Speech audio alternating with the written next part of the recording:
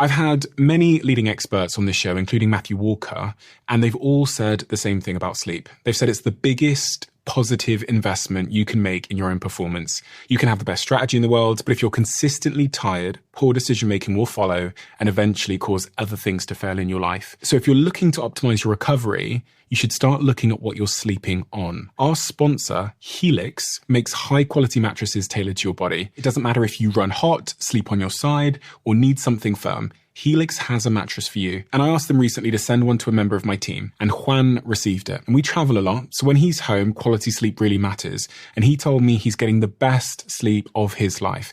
And the data backs it up, with 82% of people in a Helix study saying they saw an increase in their deep sleep. And with a 120-night trial, you've got 4 months to prove it to yourself. You can get 27% off at helixsleep.com/diary. That's helixsleep.com/diary. I was told that the KKK was going to get me.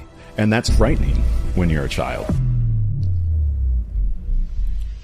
Chief Marketing Officer to Vice President of Global Brand, an almost 3-decade career at Nike. That's right, yeah. Nike was really the only brand that was putting people of color in their communication. That showed me you could make a living doing what you love. Why is the Air Force One shoe an example of Nike not chasing cool? It wasn't created to make a statement in culture. It was created to make a statement on the court. And the fact that Moses Malone won on the court in the Air Force One, that's cool. Your authenticity is your cultural currency. The minute your audience can no longer see your original pursuit, they partner with someone else. April 2021, significant month for you in your life? I got a DM through 23andMe, and that opened up meeting my birth families. The last thing you want to be is rejected, and it was just...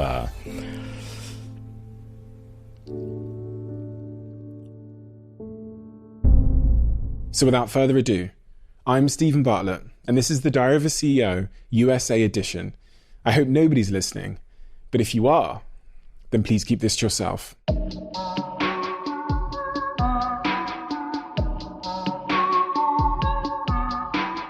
Greg, I'm a tremendous believer in the fact that our early years are incredibly formative. What are the things that really left a remaining mark on you in terms of their influence as an experience or an event or trauma?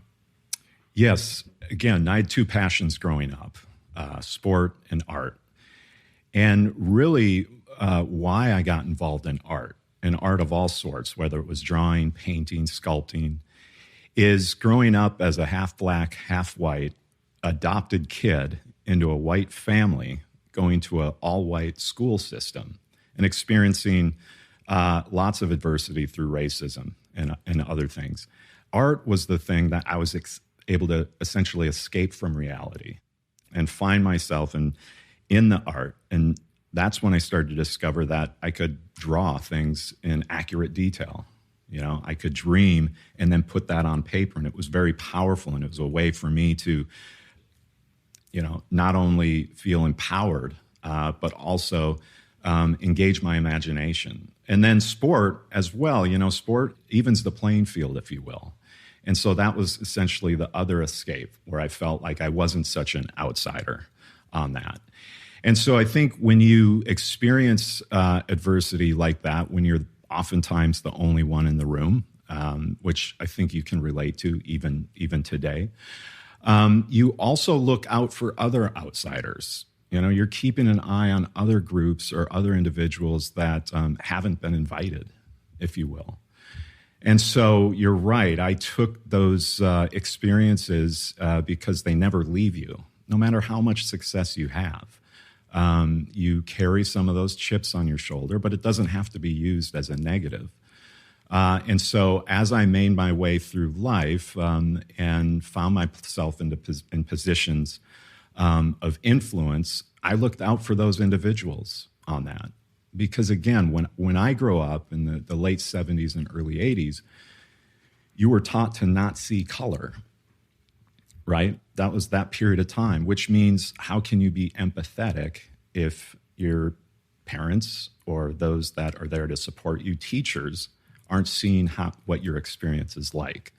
So I love today where that is not the case. And you do need to see people for how they identify themselves to better equip and empower them to achieve, their hopes and dreams. When you're young and you're different in some way, we can all probably relate to being different in some way when we're younger, but not everybody can relate to what it feels like to be racially abused when you're young, and the confusion, the inadequacy, whatever it might be that leaves you with. Can you recall the first time someone racially abused you when you were younger? Absolutely. I was actually in kindergarten, and it started happening every day. I was told that the KKK was going to get me. Now, I didn't know what the Ku Klux Klan, the KKK was, but I did know that I was the only person that they were saying it to. And then you'd come into school the next day, and you'd hear this, the KKK is going to get you. And that's quite frightening when you're a child, right? You're in that situation alone, and you don't necessarily have the individuals that you could talk to about it. So essentially you bottle that up. And that was the first situation. And the issue oftentimes with kids, certainly during that particular time, is you identify people through their appearance, right? On that. And for me, I just hadn't developed the voice to fight with my voice. So obviously it resulted in a lot of altercations throughout my early life and even into my teenage life, because it took me a while to develop a voice to be able to combat that with words, right? So that was the beginning, but it didn't take long to start hearing the N-word shortly thereafter. In high school? In grade school. In grade school. And so again, though I share those moments more as a way of telling people that, make sure you're looking beyond what's on the surface. This gets back to great brand building. Don't just look at the assumptions and observations that we all see. You got to look beyond that to see how people really are experiencing and feeling within their life. And you saw that come to life in some of the campaigns that I worked on, right? Stand Up, Speak Up campaign with Thierry Henry was all about fighting racism that's invisible. You can't see it, but the players are hearing it.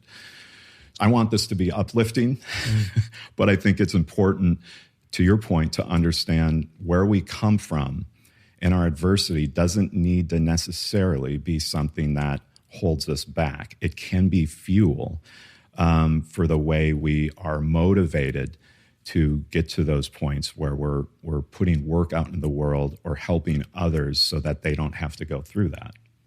You reference your art in the book as being a bit of an escape for you in the early years. What was your art? What was it? Was it design? Was it photography? What was your art? My parents didn't have much, but they really invested in my passion for art and design. And I shared a bedroom with my two brothers, small bedroom. And so imagine 3 beds, and then there were 3 other elements in this bedroom, okay? One was my drafting table and desk where I drew all the time. Second was a sand-filled weightlifting set that just sat in the middle.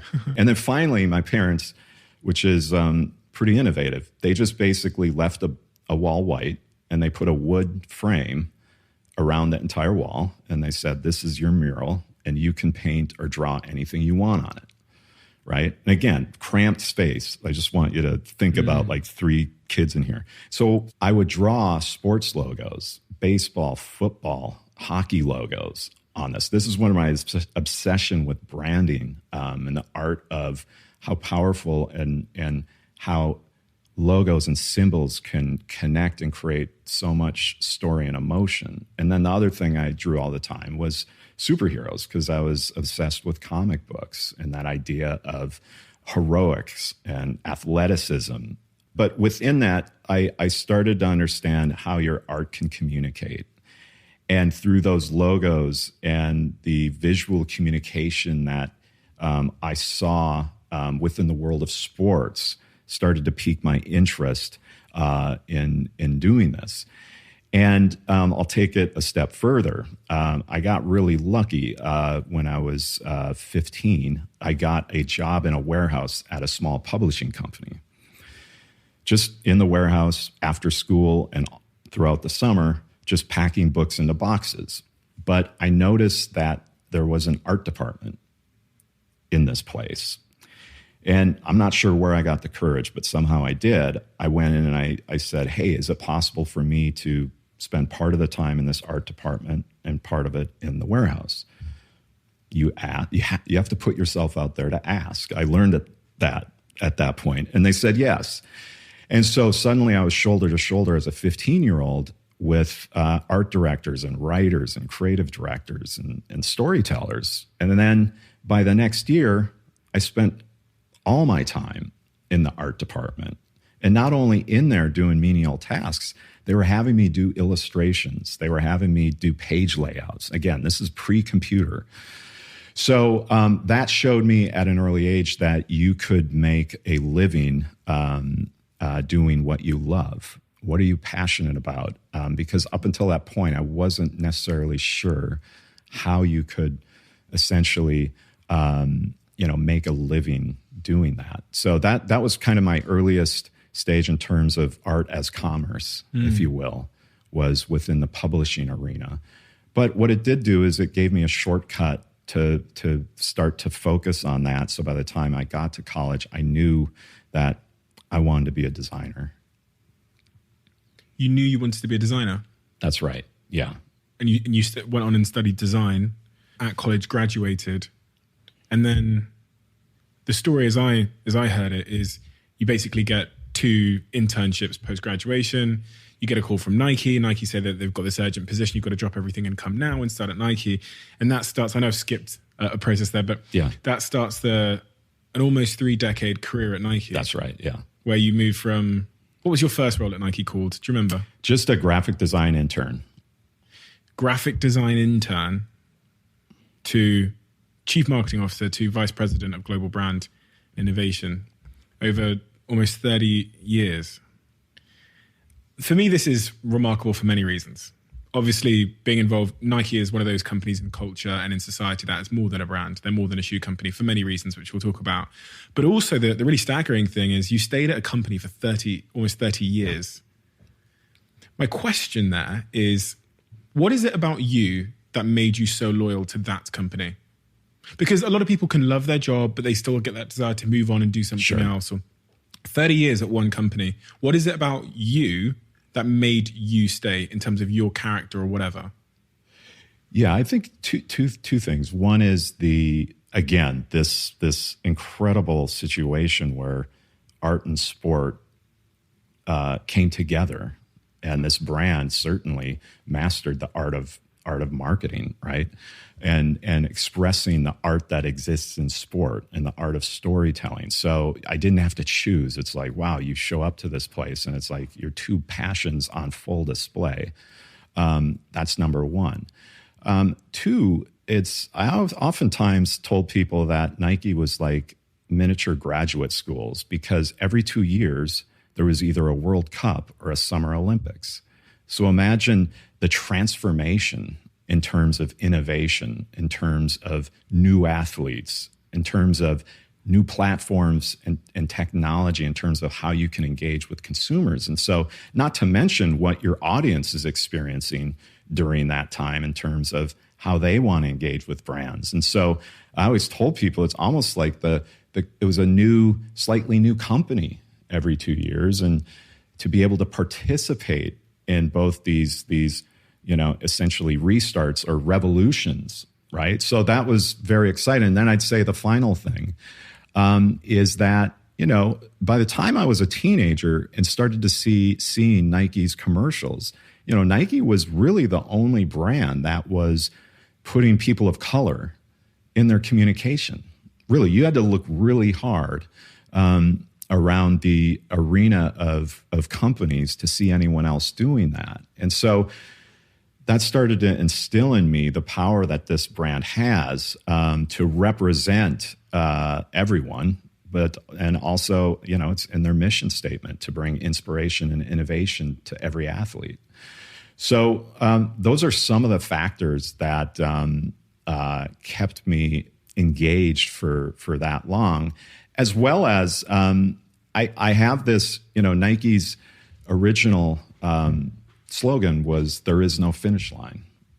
Before just do it. There is no finish line. And so if you're, maybe a perfectionist, or you're always in pursuit of better, and even to your own detriment sometimes, right? Never satisfied, never finished. I was kind of all of those things. Oftentimes I think a lot of creators and makers are, right? So that was the other part of it, that you could always keep reaching for that next design or that next story. And the company's expectations were just as high of you as itself, and what's great about Nike, and certainly the Nike I grew up with, is complacency was the enemy of creativity.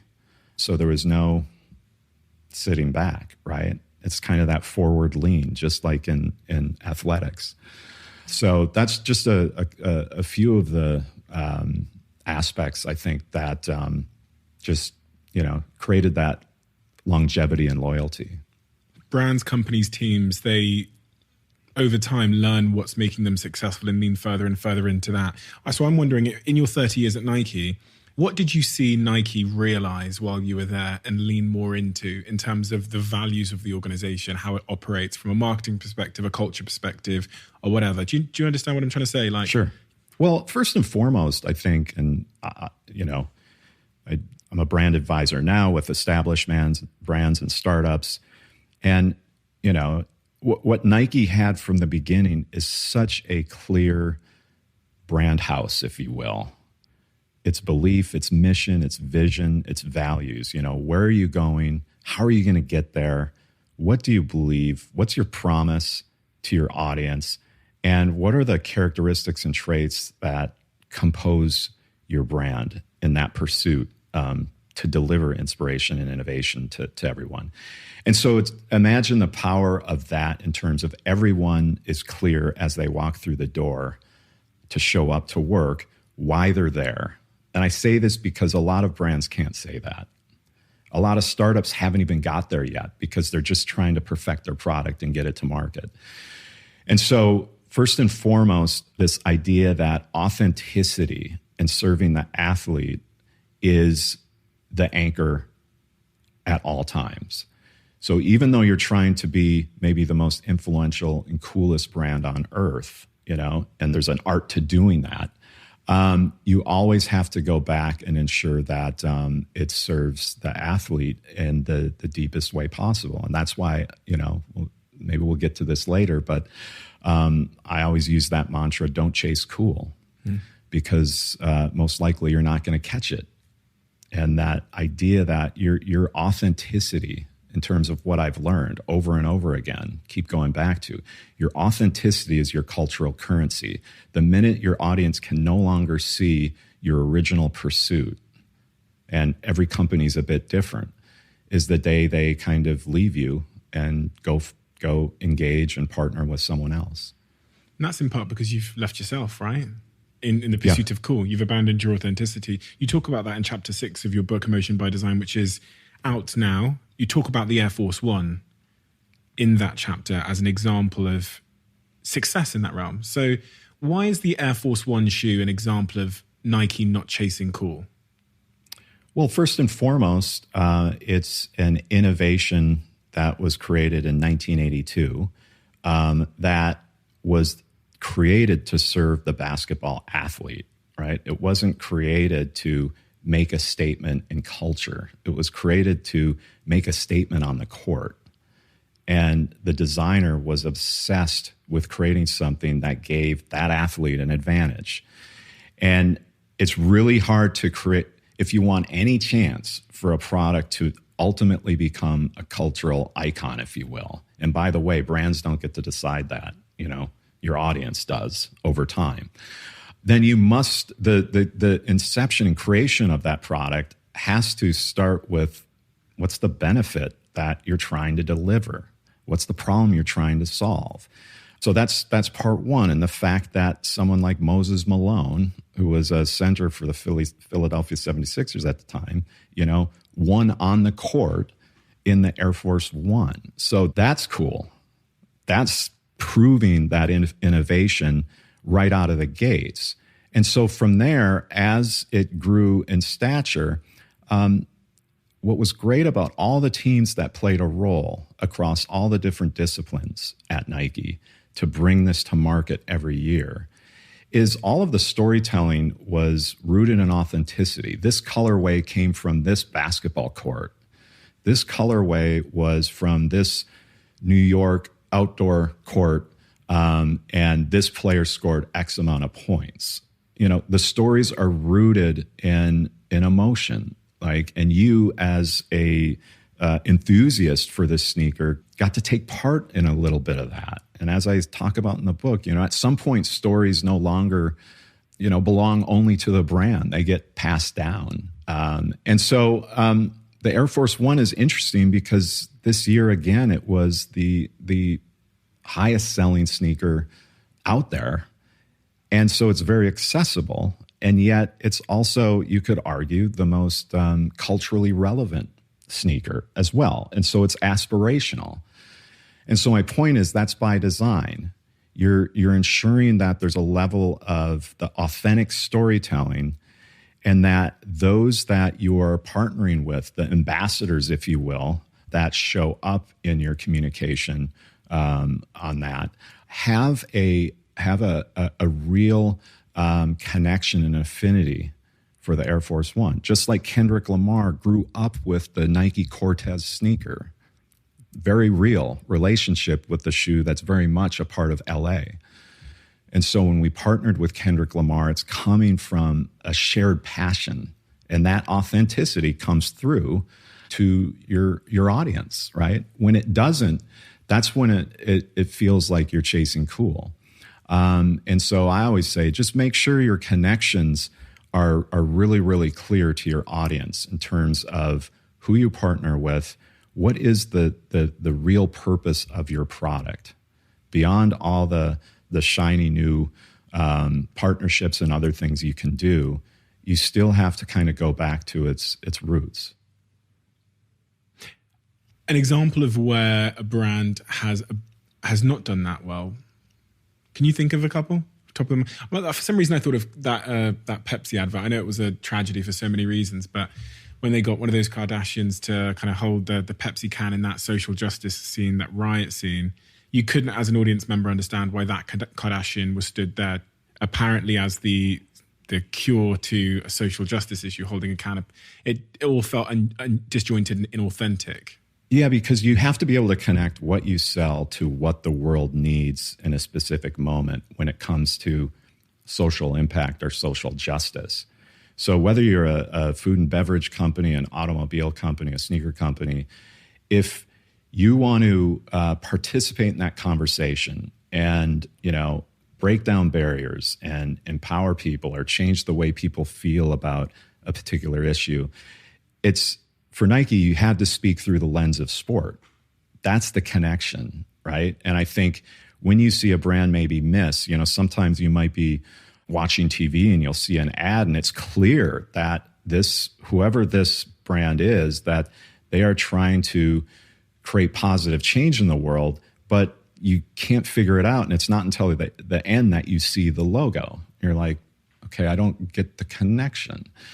And so the point is like you have to start by saying, is what's happening in this situation relate to our values and our mission? And then if it does, what new unique insight are we bringing to the conversation that's not already being talked about? And then finally, the other thing, Stephen, is because I think sometimes the default is we need to say something as a brand, when there are so many other ways that you can engage and be a part of the conversation, right? And just look at what Epic Games did in terms of taking the revenue from Fortnite over a period of time and making donations to Ukraine relief. They didn't do an ad, but they found a way that was authentic to them to, create an opportunity that's going to help a lot of people in a really tough situation right now. So that's the thing. When I'm talking to brands, it's like, that's just number one, it's like storytelling isn't always the example, advertising in terms of, social impact statements. And part one. And part two, you must ensure that what you want to say clearly comes through who you are as a brand and what you bring into the world. That's why I say connect what you sell with what the world needs. If you can't do that, then most likely you need to think about kind of moving into a different arena. So those are, when I see something maybe that's tone deaf or it's not, it's usually because it's just simply not on brand. And it's confusing to your audience. Much of the things we'll talk about, I'm sure, are underpinned by a topic you talk about in the book in chapter 2, which is teams and culture. That kind of underpins everything. You referenced how when people walk in the door at Nike, it's quite clear that they have clarity of culture in terms of why they're there and what they're doing there, etc. You were at Nike for almost 30 years, had a lot of people work underneath you. You observed that organization from various perspectives. How does one build a culture that wins on its objective, and how does someone keep that culture and police it and protect it from scale and harm and Yeah, no, it's a great point, because creative collaboration is unique because oftentimes creativity and innovation is a very personal pursuit, right? It can get pretty territorial. You've spent a lot of time on this, and you want to ensure essentially that you get credit. And so a lot of what you're doing is trying to instill both self-confidence and self-awareness, and you're trying to eliminate kind of the silos and independent kind of studios, if you will. I was given this awesome opportunity to run all the creative functions at Nike. Here's the coolest, most influential brand. And so my job was to take advertising and digital marketing and brand design and event marketing and retail, take all these groups that had worked independently for quite some time, where the integration took a lot of work with really long passes. And I use this example frequently, and I'm sure it drove my teams crazy, but I used FC Barcelona as an example of radical creative collaboration. Their style of play, the tiki-taka. It's all those short passes. There's no waiting. Everybody's moving around the field at the same time. And I would show the team these clips of this, Pep Guardiola's FC Barcelona team passing the ball 40, 50, 60 times in a game in a row without interruption, okay? And how does that happen? It's because you could say radical selflessness, right? The goal is to literally, the pursuit is still to put the goal in the net. You need the buy-in. And my job was to make sure that I was there with the empathy needed to recognize the contributions of everybody, but to also ask people to make the sacrifice so that we could run faster, be more timely, create more distinctive work.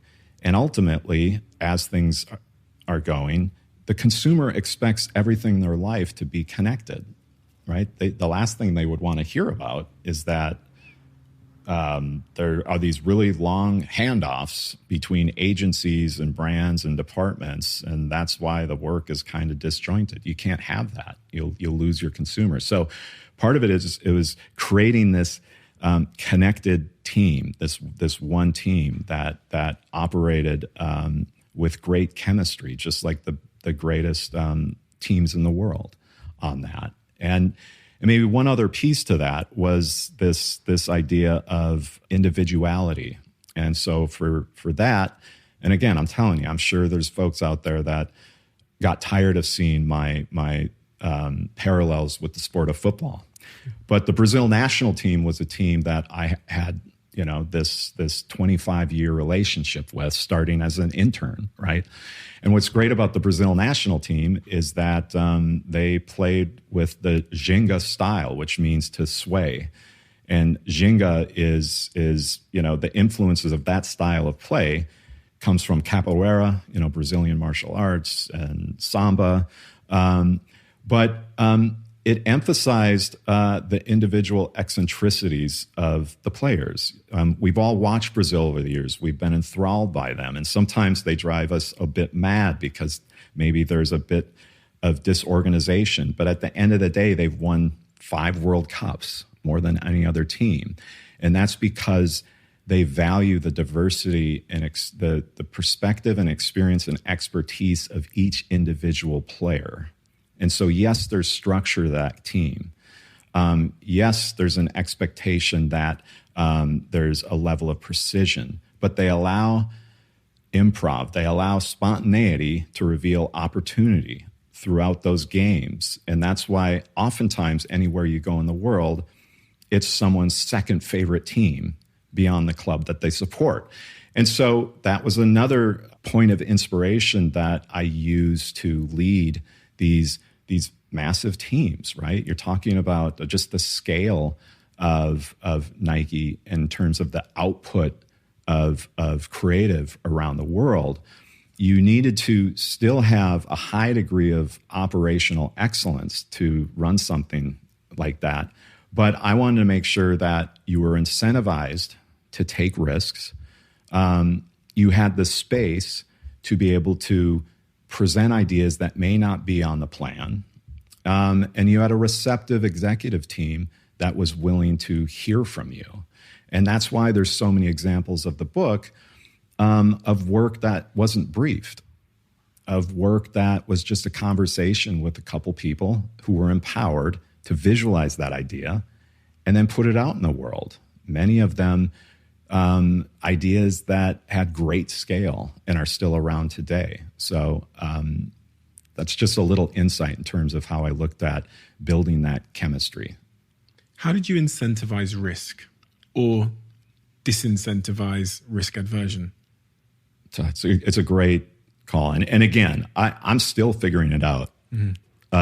Because think about it. You're asking individuals, right brain and left brain thinkers, to essentially, you're saying, I said this often, we're going to develop 4 different concepts this quarter. And they're going to be outside of our normal workload. Because again, we have to deliver the business front and center. We can't get distracted from that. But alongside of that, we're going to visualize and prototype 4 ideas. But you know what? Only one of them probably will have a chance. So that's not for everyone, right? Oftentimes people only want to work on things that have almost 100% certainty of finding their way in the world, And I had to condition everyone to ensure that they were comfortable taking the big swings. And part of that is seeing the end results. Like, again, let's look at the last 2 years. You see this particular concept that is now in, 500 stores around the world. It's one example, but the House of Hoops example. We had a conversation about how could we create a store specific to basketball that had the same level of passion and energy that a kid's room would have if they loved basketball. You go into a kid's room, they would have posters and so much inspiration and objects and pictures that really express their passion. And yet, how come you go into a store oftentimes and it might just be shoes on a wall and you're not feeling the story and the legacy of that? And so rendering that up and knowing that in 3 days, you could have an audience with the president of the company. And not only that, you could get a go, no-go that quickly of, well, let's try this concept in the wild. And then lo and behold, in less than 2 years, you have 300 of those stores around the world. So all you need is a couple of those examples to say, okay, well, I'd like to participate in that. And I buy into this idea that not everything we're going to do is going to make it. But why I say that I'm still trying to figure it out is it is hard to convince some people that failure is what leads to success. That, and if I can use this example, it's not in the book, but it's literally my favorite commercial ad of all time. And it's Michael Jordan's 9,000 shots. And amazing commercial from 1997. And the Wieden+Kennedy agency sat down with him and learned that Michael had missed 9,000 shots. 26 times he was asked to take the game-winning shot, and he missed. And he said, yet I failed over and over again, but that's why I succeed. And that's the spirit of risk-taking in the innovation space. You need to take the shot, because even if you miss it, success will come down the road. And so that's what I try to instill with my team. Chapter 3 of your book, the title is Never Play It Safe, Play to Win, which is very much in line with what you were talking about there. And I think one of the more interesting concepts, which was mentioned in the book, which I could really relate to, was how you say that some of Nike's boldest ideas came when the team had no time or resources.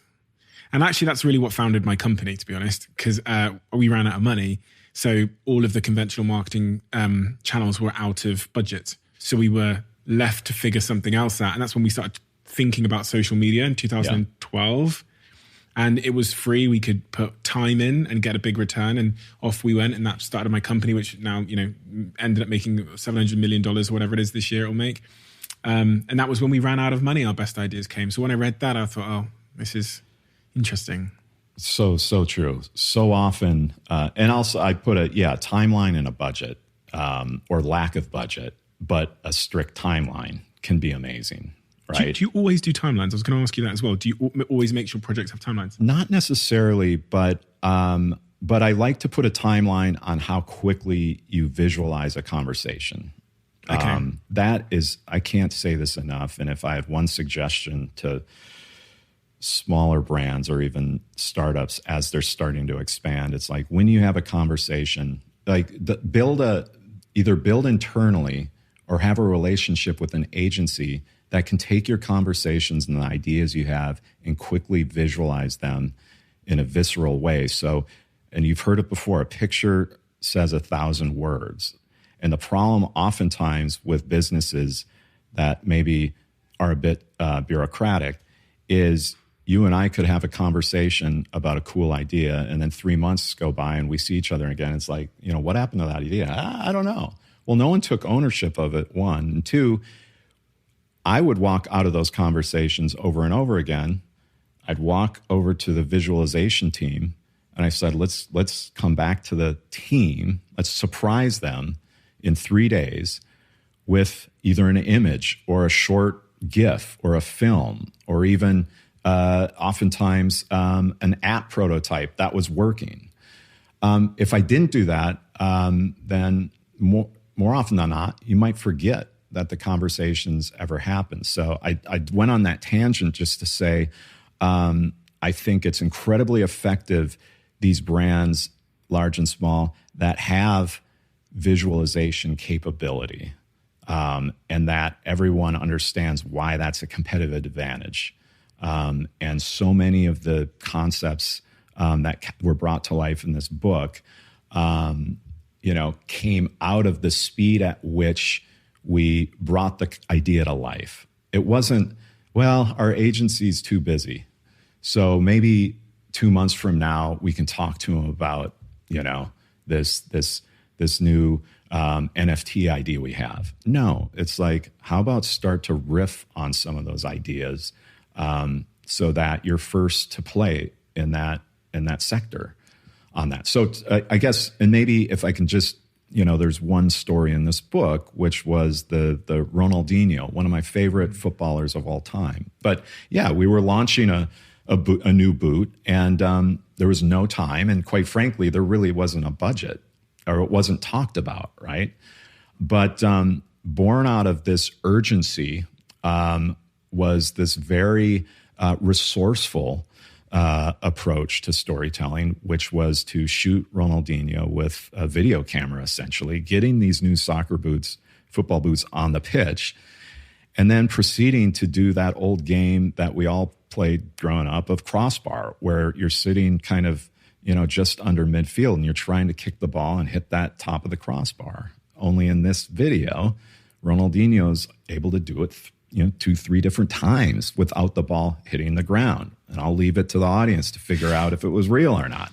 The point is that, and not only did we not have time, but there was a young platform that had just started to emerge called YouTube. And the team dropped this particular video of Ronaldinho on the platform. And lo and behold, it becomes the first brand film to reach 1 million views, right? And quite frankly, all because there was no money, no time, and the team had to be unbelievably resourceful to create something that would make people want to watch. And that gets back to emotion by design. I want to emphasize this, is that I think the best brands ask the question, how do I want this work to make the consumer feel about themselves and make them feel empowered to go and do great things? Does the work kind of engage and stir emotions in that way where people feel that they can go out and do it or not? Does it create indifference? Or because look, there's just, and I'm not saying the speed at which we're having conversations now between brands and audiences is in real time. And you're not going to be able to create everything as a hit. There's not enough time, money, etc. But you should have someone in the room that's representing your brand story, that's representing the emotional qualities that can be released through your work. Because if that person isn't in the room and it's just someone looking at it as content that needs to be distributed, that's not very human. The stronger the emotional connections, the bigger status your brand is going to have most likely in culture, and therefore the more opportunities you would have to step beyond the business to have a real impact in the world on some of the most pressing issues of our time. So I do believe there's a process to achieving that. To create a strong emotional connection with someone else, I'm presuming you have to take a strong emotional stance yourself often. So I'm just thinking about the things that have evoked the strongest emotional connections with anything I do. The things that have evoked the strongest emotional connections with this podcast and its audience are strong emotional stories. But that when you do that, when you avoid indifference, you are putting yourself in line for potential criticism and attacks, and you're going to polarize people. That's Some people right. are going to love and hate you. How important has that been for Nike?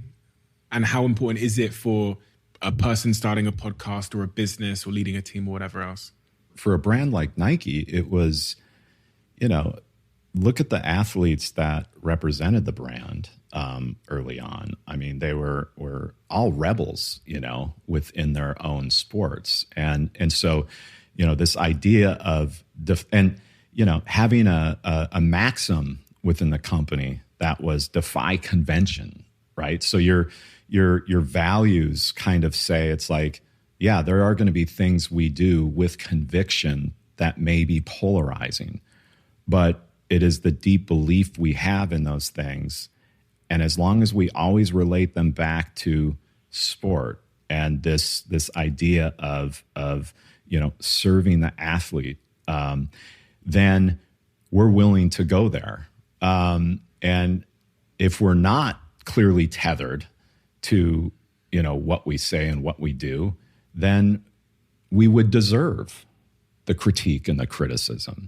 So I think you can, for any small or large company that's kind of, that's wrestling with this, that maybe wants to kind of go beyond just the transactions and truly move into that arena where you really are having real relationships with your audience, that their affinity for you comes from the fact that they're getting meaningful benefits, whether those are mental or physical, that are allowing them to progress in life. When you reach that status, I believe indifference isn't an option right now. I believe we need to look to brands that have that level of success. And again, it's not about scale, because there's plenty of small brands, mom and pop brands that are doing great things through their business to affect the lives of underserved communities. But again, so much of what we're talking about is authenticity. Even doing this book, it's like, well, how much social media should I do? And on this platform, does that seem like I'm inauthentic? And so at the end of the day, because I'm driving people crazy with these questions, is that because I'm not the most public person, right? But as long as I speak from the center and the anchor of the power of creativity in business and its ability to change the world and make that connection clear, and then if people are pissed off about that, then it is what it is. But more often than not, look at some of the most successful brands, and it's made their own business successful. It's accelerated their growth. And so that's where I get into this, our primary goal, certainly for a public company, is to drive growth, both from a brand and business standpoint. But more and more, I believe that within that, you have to integrate this, being a great corporate citizen, and using your platform to provide your innovation and your inspiration to those that, quite frankly, don't have the access and opportunity to get it. How do I find which story to tell? Because if I'm running this podcast and I'm thinking, okay, I need to do the logo, the branding, I need to position it in a way that's going to be. This is typically the way the brain thinks. The outcome is success, and it's trying to figure out which story to tell to get me to success. So, how do I make this podcast successful? How do you go about knowing where and how to find that story in your business, brand, team, whatever it is, and which one is the right one to tell to get the outcome I'm looking for, which is success? The success to me is that it's not overly packaged. The success to me is that the transparency and authenticity of the conversations, and that there's a rawness to it, and that is branding. Sometimes it's the lack of design, if you will, is the very thing that makes something successful. 100%. Versus there's go-to, it's always the same questions. And so that's the one thing I really appreciate about what you're doing is this, again, back to this being human, as a being human and creating emotion. And part of that is just through people can, see themselves in you or us. And that's what I would say. It's less about sometimes the traditional aspects of branding, which is I want to make sure the frame of every podcast has the color gold, and it must, so, and again, I'm saying this as someone who's oftentimes been pretty rigid in terms of to grow some of these businesses, to own a brand color, if you will. And you pick your favorite brand. There's a level of repetition needed to build that kind of equity in a typeface, in a color, in a logo. You need to build that brand frame, right? Oftentimes startups almost skip that. It's like, no, go back. It's like really build your brand identifiers, your brand elements, right? Because that's your picture frame. And the stronger the picture frame, the more the picture in it is going to shine. The weaker that frame, then the picture within it is kind of, it's not on solid ground.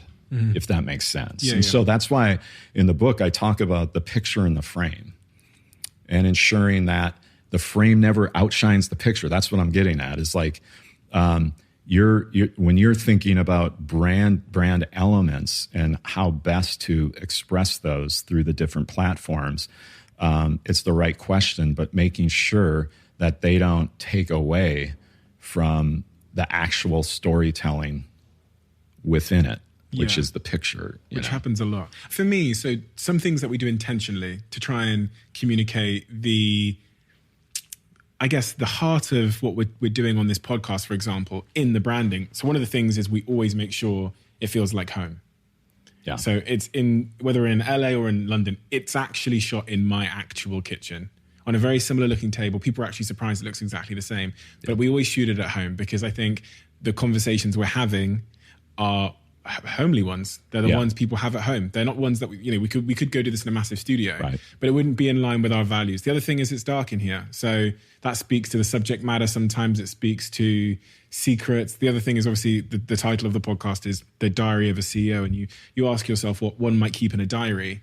It tends to be things that are a little bit deeper. Yeah. And there's all these small things, we spend many days this week, me and Jack, debating removing the microphones because it kills what the humanness of authentic communication. So we're thinking about ways where we can have the microphones hanging where we can remove the barrier and all these small things. I guess, is that the frame? Or when you think about brand elements, you're talking more about like colors and things like that? No, I think that's the frame as well. When I walk into a space, I'm a bit obsessive compulsive about like design and details, and I walk in and I look at the carpet and what type of chairs and like the display case and what are the objects, and whether I go into a restaurant or the hotel I stayed in last night, and I'm soaking all that up, but that isn't the actual experience. That isn't the actual story. You're revealing the story of this podcast through all these elements, but that's still the story frame and is where I'm going. And then the delivery of, through your voice and these conversations is what sits within it. But yes, those identifiers, those brand elements play a huge role because every one of them, I guess what I'm saying, what I like about when I walked in is it's like everything was considered. There was nothing arbitrary because what a miss for some brands, large and small, when they don't have a culture that cares deeply about those details. And I think the best ones do. And certainly when you think of some of the most successful fashion brands, like there's just an ethic inside that any detail, large or small, will be intentional. So, that's design, emotion by design. The word design is really about intention. Be intentional and look to reveal something about yourself through this round table, with the marble top. It's like it all communicates.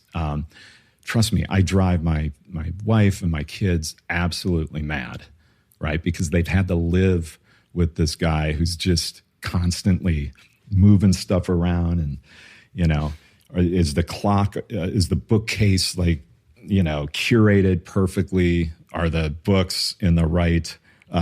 So if I have a problem, it's in some ways that it's, I'm searching for perfection too often. And what can happen is you start to strip the soul and personality out of something. And it's been great that I've had people throughout my career to balance that. That's back to this idea of creative tension. Like if there's two startup founders, I love it when someone represents the art and someone represents the science. Someone's more analytical in their decision-making process and others maybe a little bit more nonlinear, maybe a little bit more right brain thinking. And I love that tension because when you don't have that, it's like one side starts to kind of creep up. And that's why I got into, I'm also the branding instructor at the University of Oregon's Graduate School of Business. And these are, I'm in front of mainly folks that want to become future GMs, entrepreneurs, product developers, you name it, right? But I'm there to say it's like, yes, we're going to go through how you create a brand plan and a brand strategy, and we're going to do this, but you're also going to work on brand identity. And don't worry about if you don't think you're creative, because that kills me when I hear that. The application of creativity, yes, it's oftentimes reserved for people that have created a fluency through experience and education, whether it's an architect, a coder, etc. But the creation, the inception of an idea, we can all participate in that. Like the brainstorming of an idea, we can all participate. Because what happens oftentimes is people say, well, I can't draw, I'm not creative. And it's like, well, that's only part of the equation. I've done, I don't know, I've led a couple hundred brainstorm sessions over the years, big and small. And I've never said at the beginning of the brainstorm session, I want all the non-creative people to leave the room right now, because we're going to start to concept and be creative. No, it's right and left brain thinkers working together to conceive great things. I'm really compelled by, and I talk to my team a lot about this, and you've mentioned it twice now, the importance of details. From your 30 years at Nike, how did you make sure teams cared about the detail? Is it just continually reminding them? Is there something else we can do to make sure that our teams and the people we work with, and ourselves even, are really valuing the smallest of details? Yeah, I do believe in publishing, whether it's, you want to call it an ethos, a manifesto, a set of principles, where you clearly articulate what your design standards are or your creative standards. I've always believed that. And they can change over time, but I'm a big believer in publishing thought, publishing ideals that you have. And I'll go even further, because what I learned over the years is I was doing a little bit too much self-authorship. When I really started to manage teams, I'd go away and I'd come back, and it's like, here's the 6 principles of obsessing the details that we're going to focus on this year. But I didn't involve them in authoring those. So it's like, publish what you believe, invite folks into the process that have maybe slightly different opinions than you do, and then complete this, build the consensus, and then make sure everyone has it, so that clearly as you drive down the road and you're looking at restaurant architecture, or business building architecture, it's pretty clear that people just decided like it was good enough, and no one will ever, who cares if it's going to win. The point isn't to win awards. The point is to take something as far as you can, to contribute something great to society, whether it is a building or a book or this bottle design. The amount of thought that went into that, I think that's the typeface Helvetica, I believe.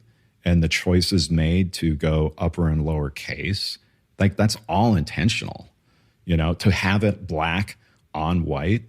The name, Human Fuel. Yeah. Well, and that's the thing. I mean, you have to start with naming, right? And one of the hardest pursuits is naming a product or naming a company, because it's such a crowded space. But man, if you get the name right, it will save you millions in marketing. So if I was to ask you now, and I used to say, right, I have a team of 100,000 people and I want them to be great marketeers, but we're only allowed to give them 3 guiding principles, which they will take with them. These can just be philosophies, ideas, whatever. But we can only give them 3 guiding principles to hope to make them successful. What would those top 3 guiding principles be? I'll start with the 3 characteristics that I would say. It's like we're gonna have the dominant traits of empathy, curiosity, and let's call it courage or risk-taking. Like those 3 traits is what we're going to be known for. And for empathy, to me, within the marketing process is the principle that I talk about in the book is, see what others see, find what others don't. The best marketing teams and the best communication teams are able to peel back the layers, get under the surface of a human being, a city, or a community, and find the deeper insight or truth that resides there, and then they reveal it through storytelling. It's back to the Michael Jordan example. How many more ads could you do about him dunking a basketball? So empathy is like, go deeper. Whether you're designing a product, it's like, you're revealing the true problem that needs to be solved. You're not just observing some behavior and making a hypothesis off that. You're actually spending the time to go deeper and deeper into that. And that's that idea of see what others see, find what others don't. Curiosity is that idea of getting outside yourself, because it's one thing to have the insight, right, and the problem that you're going to solve, and you're clear on that. But now you need to reveal it to the world.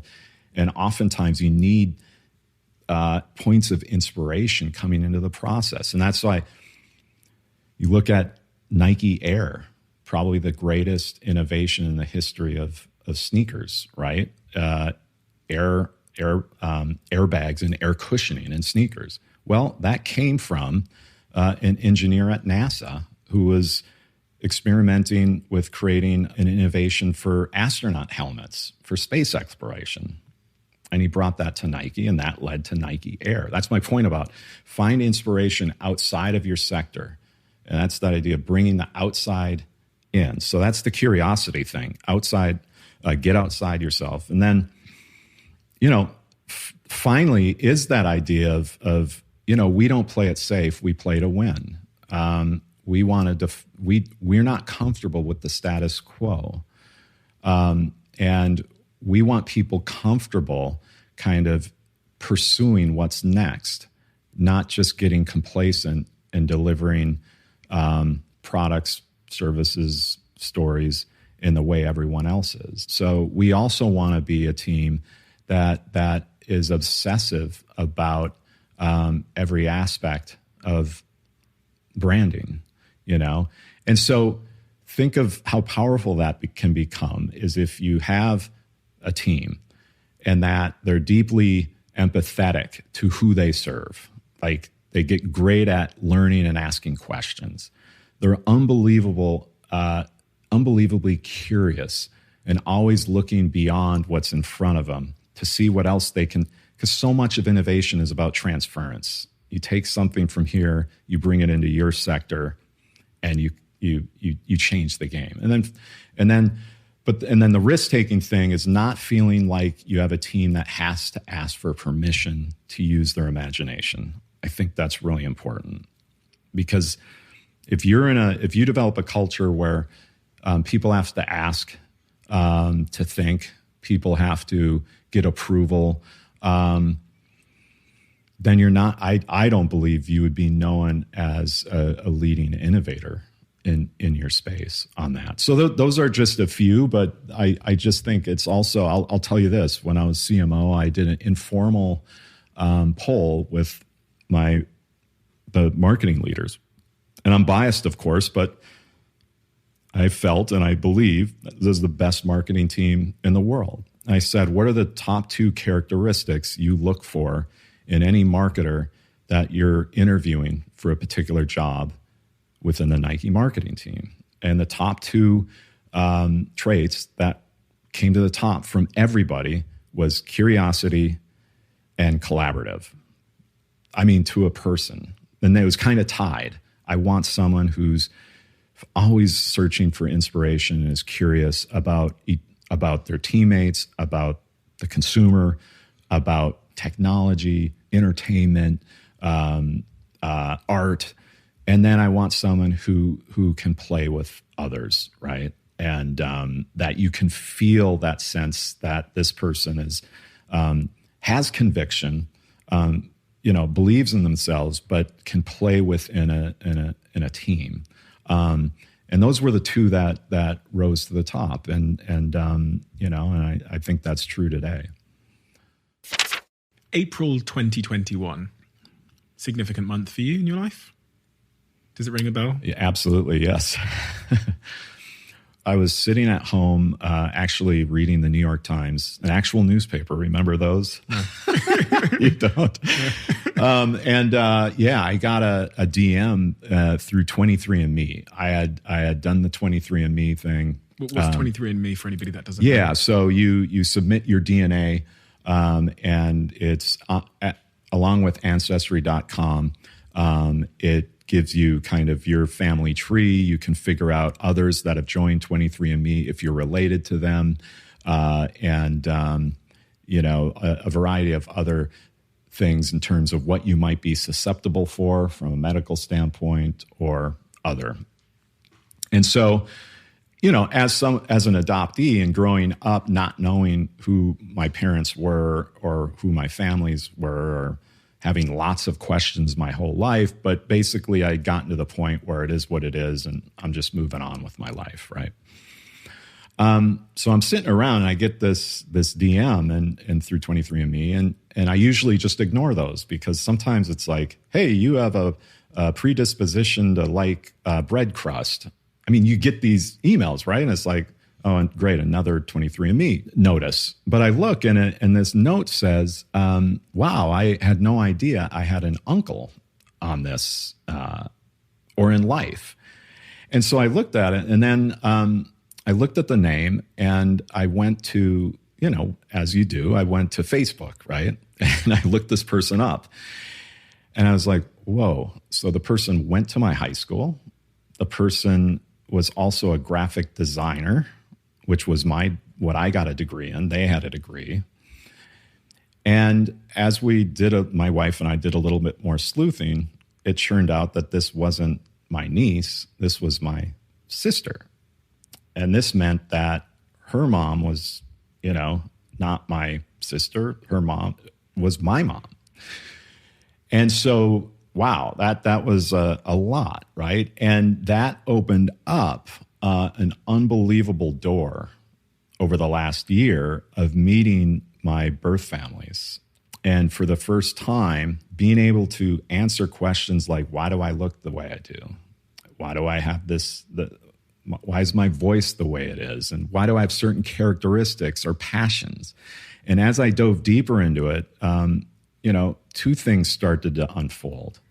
One is the amount of art and design practice going back generations on both sides, right? Not to mention my sister, is a graphic designer. My birth mom was a longtime flight attendant, but would spend all of her downtime at art museums from around the world. My birth grandmother was a painter, right? And there was art and design on my father's side.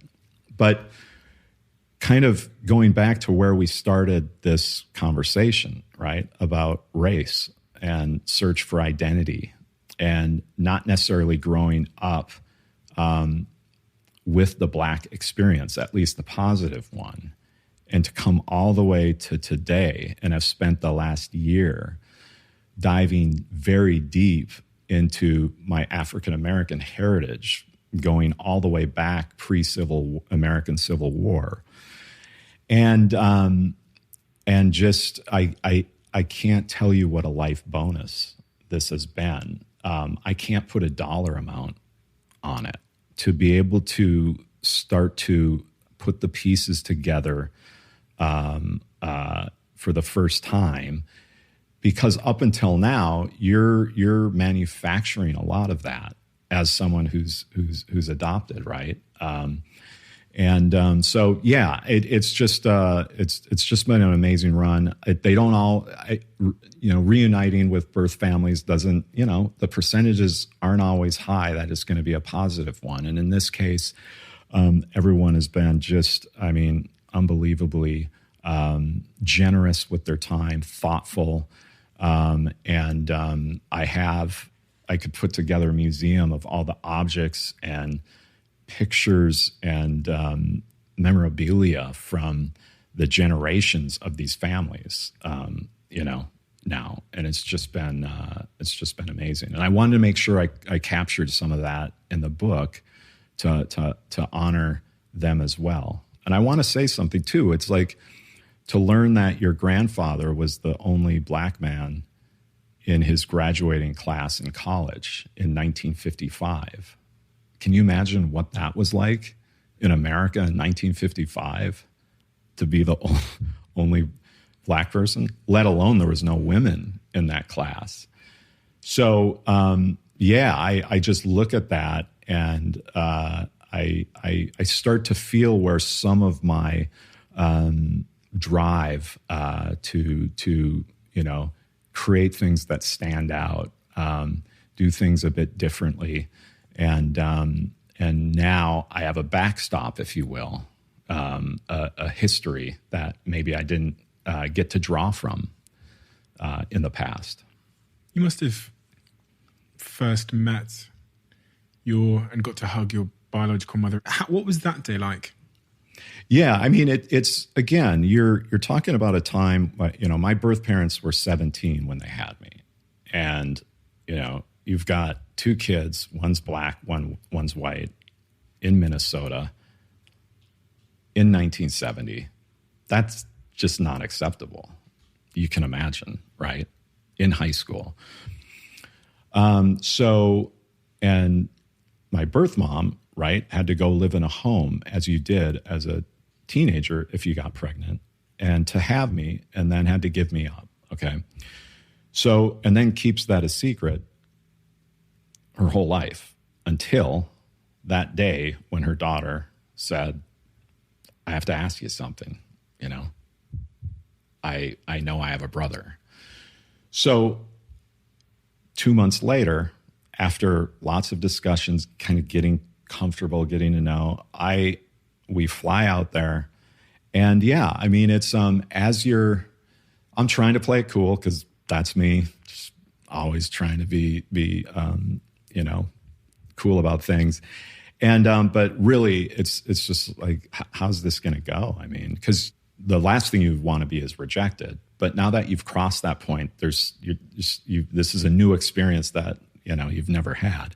So what's great that my birth mom did is I as we parked and we met like at a park on a lake with them, is she just came, because I didn't know if I could make the first move, but she came running up and just gave me a big hug. We didn't even say anything. And that was the beginning of the first time I saw her in person. And it was just,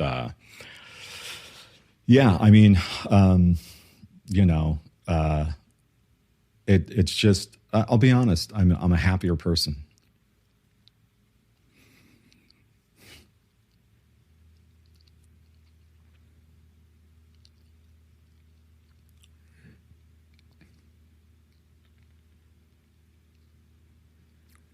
So, and it's not that I've gotten so much. I have such a wonderful family and kids and such an amazing career, and having the opportunity to share it with everybody. But to experience this at this stage of my life is just, it's just amazing. Thank you.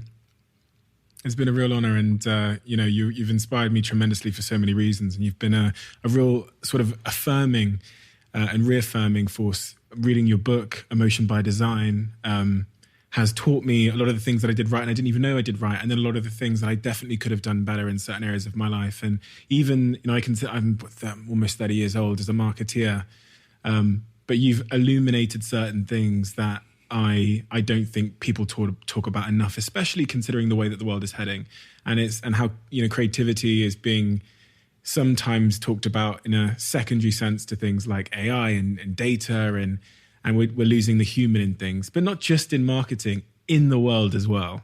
There's an optimization of our lives driven by data, which is sacrificing the love and the art and the beauty of what it is to be a human. And that's also the broader point that I got from the book and from you today is the importance of not losing that. And yeah, we do have a closing tradition on this podcast, which is the previous guest leaves a question for the next guest. Is there something right now that you're doing wrong, but you haven't fixed yet, If so, how will you get unstuck? Wow. Now we're going deep. The election in America in 2016 really damaged the relationship with my parents who adopted me. Because I'm, obviously being, you can see through the work that I'm very much, on the left if someone wanted to, categorize me as such. And I think you could categorize my parents maybe on the right. And just through all the, just the divisiveness of America and the division between political parties as well as, the citizens of America. Unfortunately, that is where my own family went, right? Because I don't share those values. And so it's not right now. And I'm not one to allow something to just, not be fixed. So while I don't have the answers to that, I can say, and I'm revealing maybe too much about my life because on the one hand, I've met my birth families and I have these 2 new families I'm really enjoying and engaging with. And then on the other side, I need to figure out how to get beyond the politics that exist today, back to this idea of getting past the ideology to have, to go back to why we're connected in the first place through emotion, And so I'm going to see everybody in another month and just try to create a different type of, relationship that is respectful on both sides. So I don't know if that fully answers the question. Yeah, that perfectly answers but the question. It's a hell of a thing what's happened, over the last 4 or 5 years, and how it's what started within politics just kind of moved into families, and in some cases it's broken them up over political views and such. So it's less about me being right or others being right. It's just trying to find what is the common kind of, cause that we can kind of at least agree on that. So perfectly answered, and very important topic that people don't talk about enough, because I think a lot of families will relate to that division, especially generationally, right? So kids and their parents don't tend to be part of the same left-right values, and that, I guess there's empathy needed, because someone said to me one day, which I've never forgotten, which is if you were them, you would be making the decisions and believe what they believed. And it's a really simple concept, but it's one that strikes empathy into me. So I've had a bit of a falling out with my mum lately, and it's because of some, in my view, it's the way she behaves and whatever. And just coming back to that point of well, if I was my mum and I'd been born in Nigeria and I'd had the experiences of racism that she had growing up, and then moving to the UK, being the only black woman in a village called Plymouth in the UK, having your car burnt and all of the things that have made her so bitter. If I was her, I would be doing exactly what she's doing. Her son doesn't like what she's doing. But if I was her and I'd had her brain, her genetics, her experiences, I would be doing the same thing. Yeah. And for me, that kind of has created an empathy which allows me to try and keep building the bridge in, an extended olive branch. So yeah, you make a great point. And I think like you, I never wanted, I would hear about these estranged relationships where people didn't talk, family members, for years. And I was like, well, that's never going to be me. But you can fall into it, especially when there's there's polarizing things happening in the world, to your point, where there's bound to be generational differences in terms of the eyes you look through. So but that's also good advice that you have there. It does get back to empathy and practicing what I preach. Yeah. Thank you, Greg. Thank you. Appreciate it.